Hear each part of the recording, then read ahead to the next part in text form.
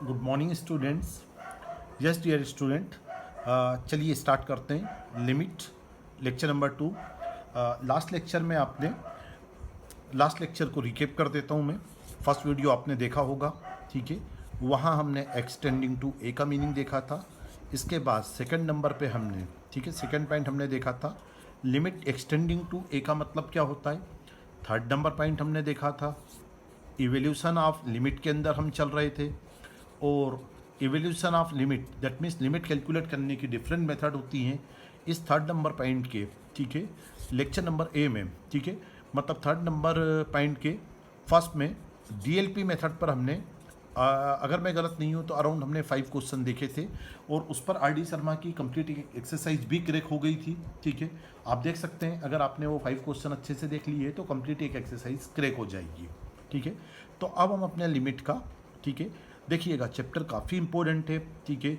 अगर आपका लिमिट अच्छा है तो आपका कॉन्टिन्यूटी अच्छा है। लिमिट और कॉन्टिन्यूटी अगर आपको क्लियर है, डिफरेंशिएबिलिटी क्लियर है और इसी से फर्स्ट प्रिंसिपल अप्लाई करते हुए डिफरेंशिएशन क्लियर करते हैं। डिफरेंशिएशन के बाद आप एप्लीकेशन ऑफ डेरिवेटिव पर जाते हैं। इसके बाद दैट मीन्स थोड़ा सा आगे बढ़ते हैं तो आपको कैलकुलस का सबसे अच्छा पार्ट इंटीग्रल मिलता है और एप्लीकेशन ऑफ इंटीग्रल और डिफरेंशियल इक्वेशन फ्रेम करते हुए आप कैलकुलस क्लियर करते हैं, ठीक है। तो I think that limit complete calculus के एक बेस पे बैठा हुआ टॉपिक है।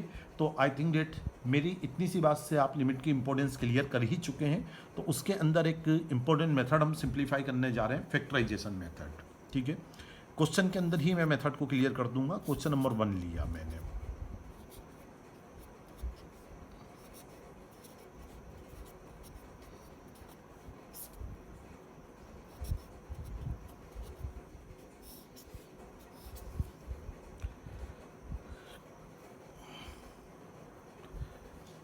यस स्टूडेंट्स, देखिए जब ये क्वेश्चन एग्जाम में आएगा तो हमें कहीं पर भी मेंशन किया हुआ नहीं रहेगा, ऐसा कहीं लिखा हुआ तो हमें मिलने नहीं वाला कि क्वेश्चन को आप डीएलपी मेथड से सॉल्व कीजिए या फैक्टराइजेशन मेथड से सॉल्व कीजिए। वहाँ तो सिंपल आपको क्वेश्चन के अंदर एक हेडिंग लिखा हुआ मिल जाएगा, इवेल्युएट, है ना। दैट मीन्स लिमिट इवेल्युएट करना है। तो अब जब हमें पता ही नहीं है इसके अंदर कौन सी मेथड लगाना है तो हम इवोल्यूशन ऑफ लिमिट की फर्स्ट मेथड ट्राई करेंगे, ठीक है। और अच्छे से याद करके अगर हम देखें तो हमें याद है कि इवोल्यूशन ऑफ लिमिट की लास्ट लेक्चर पे हमने जो मेथड देखी थी वो है डीएलपी मेथड, ठीक है। तो हम अगेन अपनी डीएलपी मेथड पर आ जाते हैं। अब अगर हम अपनी डीएलपी मेथड पर आ जाते हैं तो हमें वापस डीएलपी मेथड का फंडा क्लियर हो जाता है कि इसके अंदर से हम क्वेश्चन को स्टार्ट करेंगे और लिमिट ले लेंगे। लिमिट लेने का मतलब लास्ट लेक्चर में आपको अच्छे से क्लियर है कि हम इसके अंदर लिमिट हटाएंगे, एक्स हटाएंगे, 2 हटाएंगे, एक्स इक्वल टू 2 पुटअप करेंगे। तो अब अगर मैं एक्स इक्वल टू 2 पुटअप करता हूँ तो जो मेरे पास स्टेप बनती है, ठीक है, वो सामने है, ठीक है। यहाँ पर ये 4 बन जाता है, ये 6 है, दोनों मिलके 10 बन जाते हैं, -10, 4 - 4। देखिए डियर स्टूडेंट्स, ठीक है। अब यहीं से क्वेश्चन के अंदर ट्विस्ट करने वाला पॉइंट था, है ना। जब आप अच्छे से समझेंगे तो आपको समझ में आएगा, ठीक है। मैं क्वेश्चन के अंदर नॉट डिफाइन कई सारे फॉर्म दूंगा, उसमें से सबसे पहले आप 0/0, है ना, और दूसरा वाला फॉर्म इनफाइनाइट बाय इनफाइनाइट से नॉट डिफाइंड फॉर्म प्रैक्टिस करना स्टार्ट करेंगे, ठीक है। तो सबसे पहला रूल आप ये याद रखेंगे कि मैथमेटिक्स में कभी भी, ठीक है, होल मैथमेटिक्स के अंदर कभी भी अगर आपके पास 0/0 या इनफाइनाइट बाय इनफाइनाइट अगर आपको मिलता है, ठीक है, जस्ट मिनट, अगर आपको किसी भी क्वेश्चन को सिंप्लीफाई करते समय किसी भी स्टेप पर अगर 0/0 या इनफाइनाइट बाय इनफाइनाइट मिलता है तो ये दोनों स्टेप, ठीक है, नॉट डिफाइंड फॉर्म में, इसके बाद स्टेप सिंप्लीफाई नहीं होती है। तो आपको मान लेना है कि ये क्वेश्चन यहाँ पर ब्लॉक हो गया है। अब अगर क्वेश्चन अगर आपका ब्लॉक हो गया है तो आपको कुछ और ट्राई करना है, ठीक है। तो हम क्या करेंगे, हम इस वाली मेथड को ड्रॉप आउट कर देंगे, ठीक है। ड्रॉप आउट करने का मतलब इस मेथड को अब हमें छोड़ना पड़ेगा, इस मेथड से ये क्वेश्चन होने वाला नहीं, ठीक है। तो देखिए एवोल्यूशन ऑफ लिमिट की फर्स्ट मेथड हमने ट्राई करके देखी, डायरेक्ट लिमिट पुट मेथड। उसको जब अप्लाई करा तो हमें समझ में आया कि हम 0/0 पर आ गए, जो कि नॉट डिफाइंड फॉर्म होता है, ठीक है। तो ये तो सॉल्व होने वाला नहीं। तो अब हम क्या करेंगे, एवोल्यूशन ऑफ लिमिट की सेकेंड मेथड जो कि हमारी फैक्टराइजेशन मेथड है उस पर हम आ जाएंगे, ठीक है। क्या होती है factorisation method, very very simple method. Limit as it is लिख देंगे हम, ठीक है। नेक्स्ट स्टेप पर अगर हम देखेंगे तो यहाँ पर मुझे समझ में आता है मुझे न्यूमरेटर के अंदर फैक्टराइजेशन करने को मिल जाता है, ठीक है। चलिए 19th क्लास का काम 3x + 6 mid term split method पर गया मैं। यहाँ पर अगर इसे मैं 2 का स्क्वायर कर देता हूँ, ठीक है, तो ये स्टेप बन जाती है x² - 2 square. Next step focus करेंगे, limit extending to 2, x first two term में से कॉमन निकालेंगे, x - 2 -3 कॉमन निकलेगा, x - 2, और यहाँ पर a² - b² की आइडेंटिटी अप्लाई करेंगे। तो आइडेंटिटी से जो टर्म आती है वो है x - 2 एंड x + 2, ठीक है। नेक्स्ट स्टेप पर अगर हम फोकस करते हैं,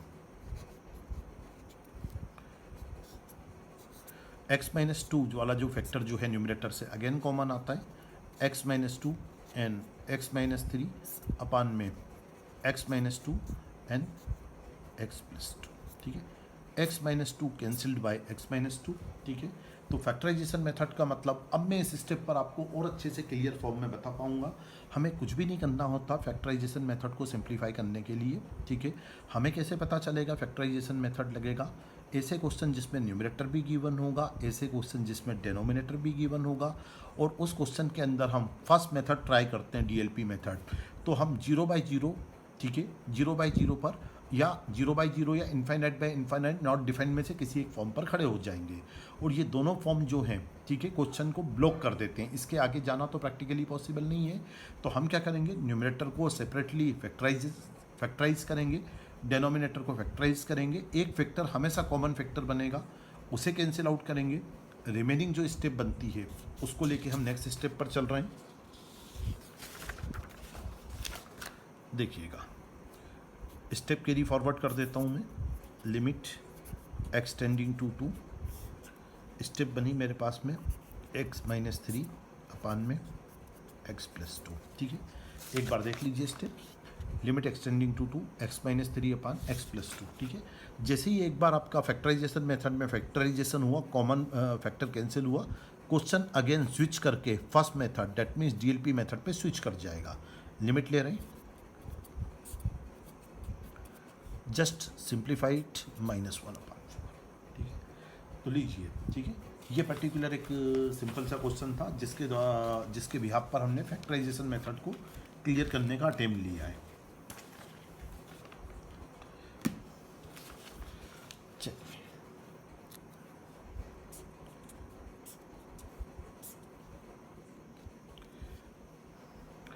अच्छा, एक बार हम क्वेश्चन को वापस लिखना चाहेंगे। क्वेश्चन हमारा कैलकुलेट हो चुका है, ठीक है, आंसर भी हमारे पास करेक्ट आंसर आ चुका है। क्वेश्चन को देखना चाहेंगे, limit x tending to 2, x² - 5x + 6 upon x² - 4, है ना। क्वेश्चन को हमने सिंप्लीफाई करा, क्वेश्चन सिंप्लीफाई होने के बाद -1/4 आंसर दे चुका है, ठीक है। With the help of factorisation method answer हमारे पास पड़ा हुआ है, ठीक है। अब यहाँ पर क्वेश्चन के अंदर, ठीक है, एट द सेम टाइम हम शॉर्ट ट्रिक भी डिस्कस करना चाहेंगे, ठीक है। चलिए शॉर्ट ट्रिक की बात करेंगे, ठीक है।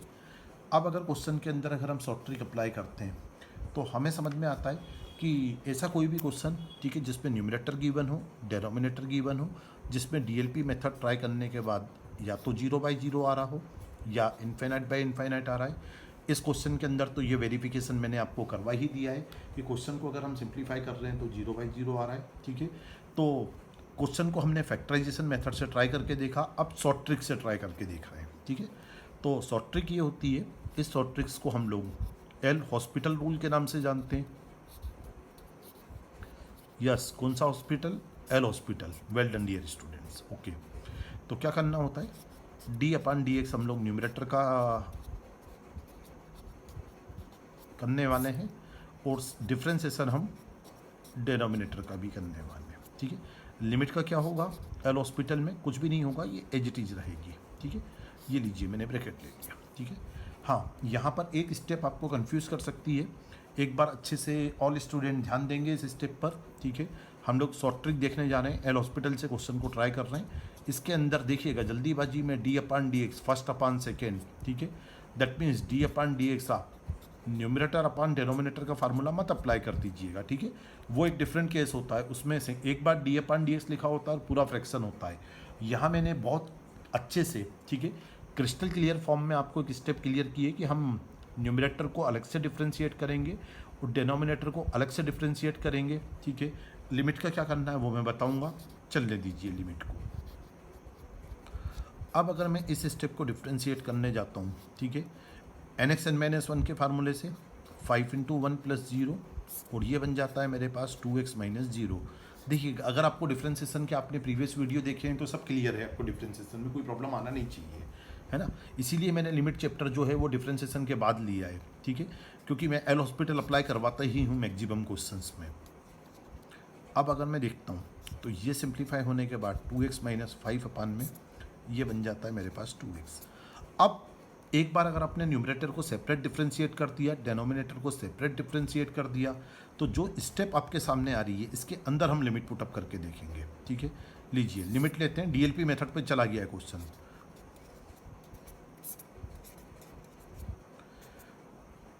4 माइनस 5 माइनस 1 अपान 4, ठीक है, we will get the same answer, ठीक है। और ये भी स्टेप मैंने केवल आपको, है ना, डिफ्रेंसिएशन में आपके प्रैक्टिस के हिसाब से मैंने ज़्यादा स्टेप करके दिखा दी है आपको। अगर हमें डिफ्रेंसिएशन क्लियर है तो ये क्वेश्चन एक स्टेप का है, इसीलिए मैंने इसे शॉर्ट ट्रिक से मेंशन किया हुआ है ना। और काफ़ी क्वाइट ईजी हो जाता है अगर शॉर्ट ट्रिक से क्वेश्चन को क्रैक करते हैं तो हम लोग। चलिए और भी क्वेश्चन इस पर देखना चाहेंगे हम लोग।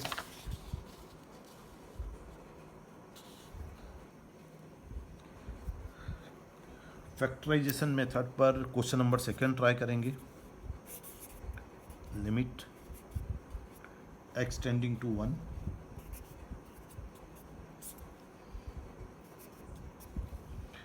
चलिए अगेन, ठीक है। देखिए स्टूडेंट्स, अगर आपको ये बोल दिया जाए कि इसको फैक्टराइजेशन मेथड से करना है तो आपका माइंड अपने आप उसी डायरेक्शन में मूव कर जाएगा।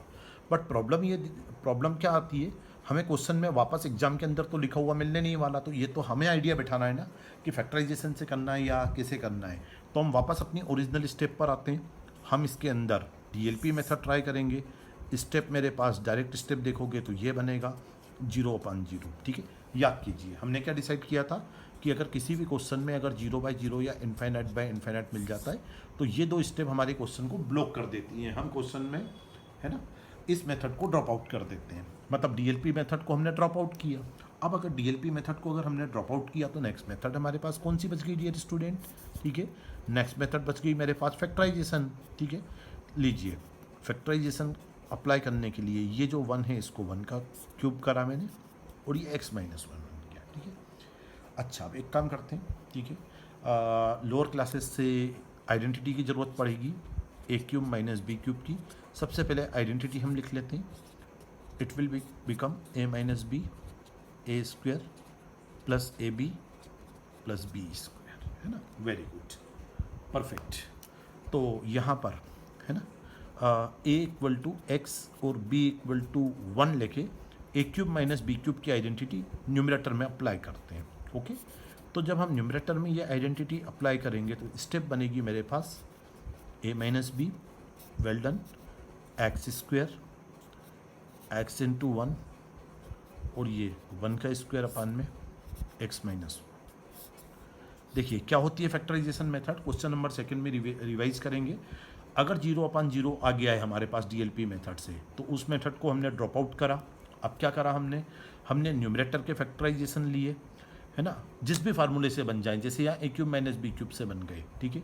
डेनोमिनेटर को भी हम फैक्टराइज करते हैं। फैक्टराइजेशन करने का मतलब क्या है, ठीक है, जहाँ तक वो उसके फैक्टर्स बन सकते हैं। तो ये तो हमारे पास लीनियर फंक्शन है, फर्दर इसका भी कोई फैक्टराइजेशन तो होना नहीं है।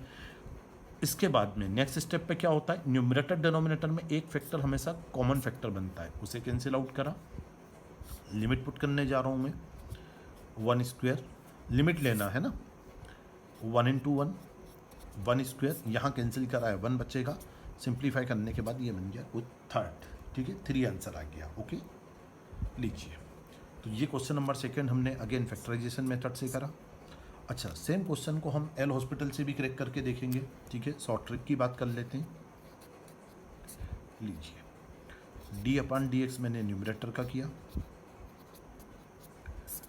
d/dx में डेनोमिनेटर का करने वाला हूँ। लिमिट जो है उसको आप एज इट इज चलने दीजिए, ये हमारा ब्रैकेट हो गया। अब अगर इस स्टेप पर अगर हम आ जाते हैं, ठीक है, तो इस स्टेप पर आने के बाद हम देखते हैं तो इट विल बिकम 3x², ये बन गया 1।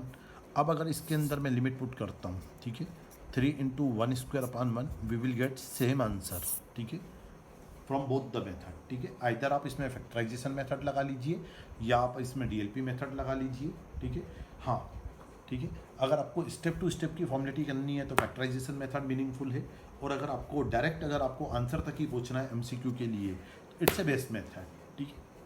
तो यहाँ पर, ठीक है, ये 2 क्वेश्चंस मैंने फैक्टराइजेशन मेथड के किए। इस पर भी आपको अगर आरडी के अंदर आप देखोगे तो आपको इंटरेस्टिंग फॉर्म में, ठीक है, होल एक एक्सरसाइज मिल जाएगी जिसके अंदर फैक्टराइजेशन मेथड को आप, ठीक है, अच्छे से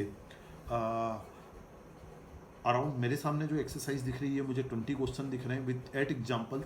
आप जितने मर्जी पढ़ें उतने क्वेश्चंस कर सकते हैं, ठीक है। बेसिक कंसेप्ट ये है, जैसा आप करना चाहेंगे वैसा हो जाएगा। एक क्वेश्चन के साथ और मैं कर देता हूँ, चलिए एक और क्वेश्चन ले लेते हैं, 1 मोर क्वेश्चन ट्राई कर लेते हैं।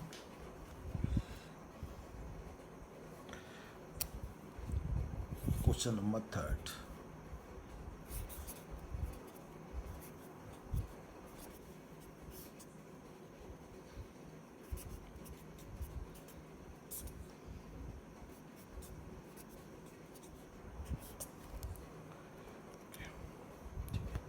चलिए एक बार फिर मैं आपको कंसेप्ट की प्रैक्टिस करवाऊंगा, ठीक है। अगर आप direct limit put method try करते तो नेक्स्ट स्टेप पे आप लिमिट लेते तो आपके पास ये स्टेप आना चाहिए थी,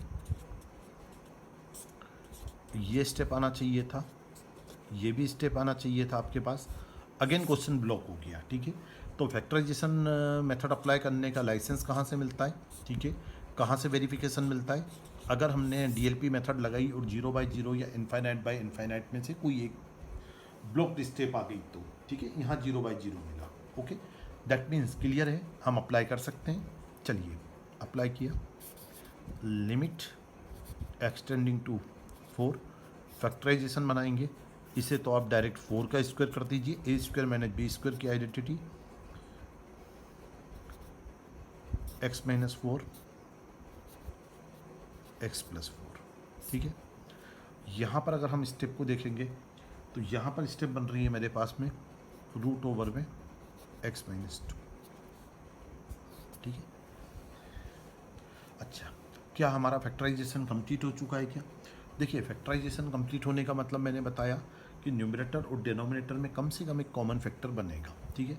तो यहाँ तो डिनोमिनेटर का फर्दर फैक्टराइजेशन तो पॉसिबल नहीं है, ठीक है। तो और ट्राई करते हैं, फर्दर फैक्टराइजेशन को ट्राई करते हैं। लिमिट यहाँ पर इसके अंदर थोड़ा सा चेंज कर रहा हूँ, ये बन जाता है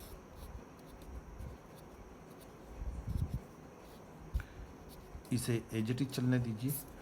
यहाँ पर ये स्टेप मेरे पास इस फॉर्मेट में आ जाती है, ओके। अच्छा, इस स्टेप को अगर हम और अच्छे से ट्राई करके देखते हैं, a² - b² में फर्दर सेम आइडेंटिटी अप्लाई करते हैं, a - b n a + b,